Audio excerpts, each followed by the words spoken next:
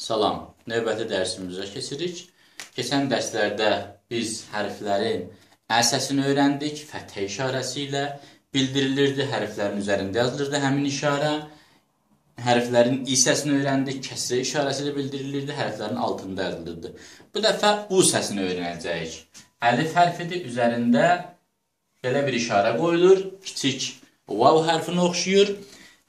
Bu işarənin ərəb dilində adı zəmmə hərfidir, zəmmədir.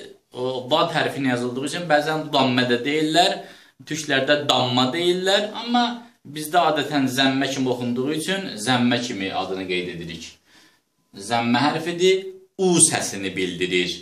Qədim əlifba öyrədənlər də ona piş deyirdilər. Piş və ya puş adını verirdilər ona. Əlif üzərində zəmmə olur u. Bə üzərində zəmmə olur bu. Tə üzərində zəmmə olur tu. Və ya dəl üzərində zəmmə olur du. Məsələn, mim üzərində zəmmə olur mu.